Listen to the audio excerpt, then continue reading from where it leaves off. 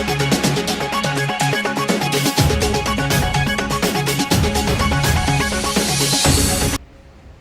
very good afternoon to you and welcome to MKU TV News Live, your home of first-hand information. My name is Anna Chari. And I'm Okombo Morris. So before we get into the headlines, we want to engage our audience. Should the government regulate the dressing code in higher institutions for learning? Reach us on our social media platforms on Twitter at MKU Live or on our Facebook page, MKU TV. On to our headlines. Awaited in bed and breath as Mount Kenya University prepares for their 16th graduation. No turning back on students who don't want to pay school fees. Mount Kenya University administration vows. Armed goons attack students residing in Kiganjo Estate, Kiambu County. Mount Kenya University administration have stood their ground even after having wrangles with the current Student Leaders Association. There have been threats of a school strike from the school president, Mr. Sami Militia, if the school did not do away with the time restrictions. The gates biometrics, however, have not ceased to lock out students with fees balances. Peter Njugona reports. In the current world, a country or an institution can only be recognized with its digital evolution. Mount Kenya University is the only private university that has made monumental mileage steps in the digital world. In the year 2017, after the Garissa University attack, the school was able to install the biometric at the gate, which was intended to provide security for the students.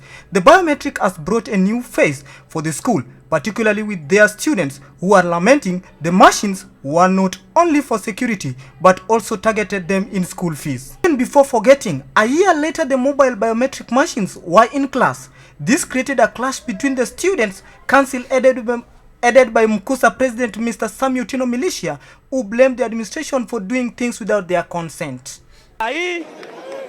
Ngojeni, Comrades power! Comrades power!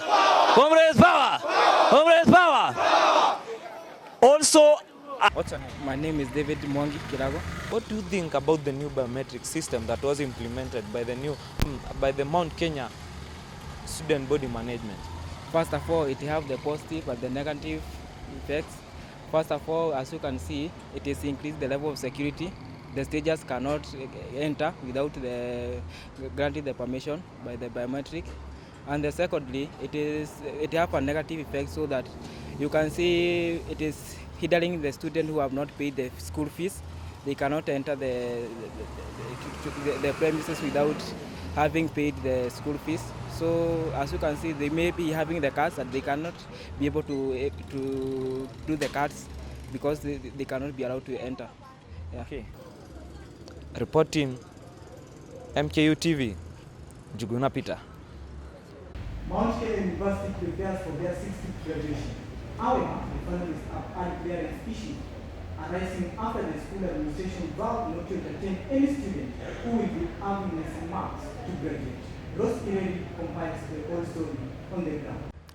After years of hard work, one is supposed to be rewarded. But this is not the case to some of the students at Mount Kenya University who have not been approved to graduate. How has this issue of graduation affected you?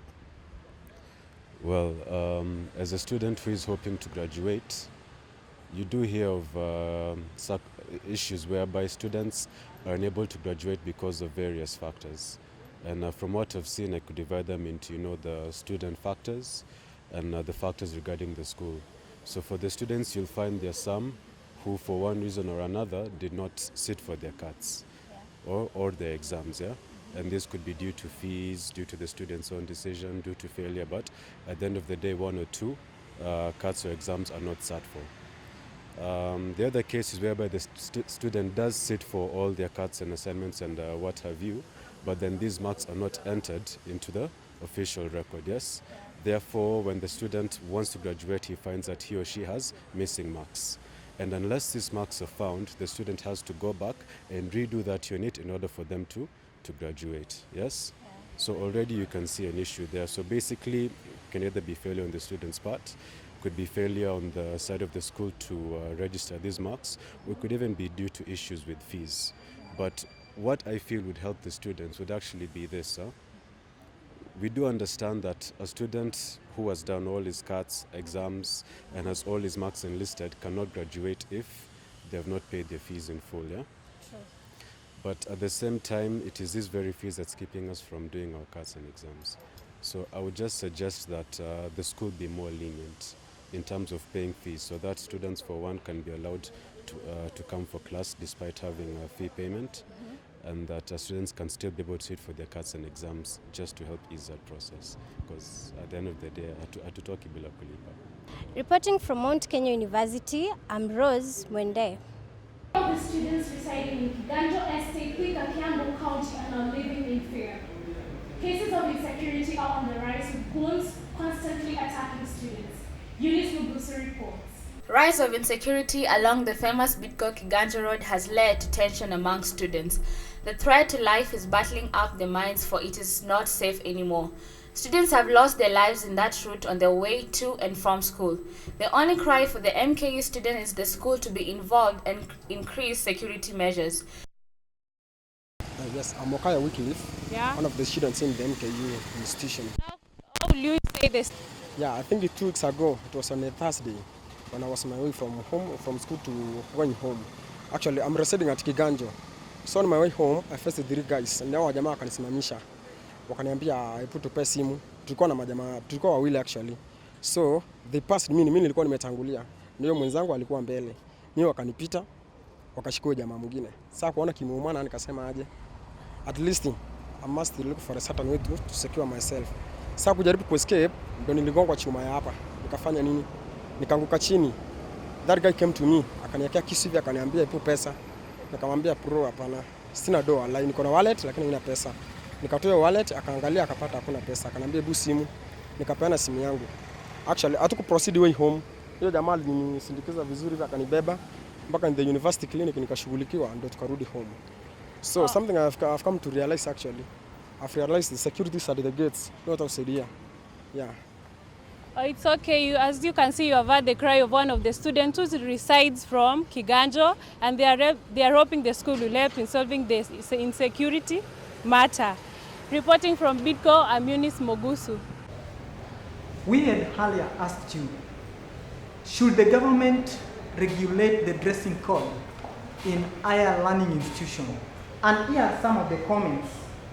Mary Cherotich, my dress, my choice. Yes, no, they should not. They should. We know these are parents also from Homa Bay. Yes, the government should regulate some girls dress inappropriately. Anne, what is your take? Actually, that's a very controversial issue. I would rather not start because I'll never stop. So that's all we have for you today. Thank you for tuning in to MKU TV News Live.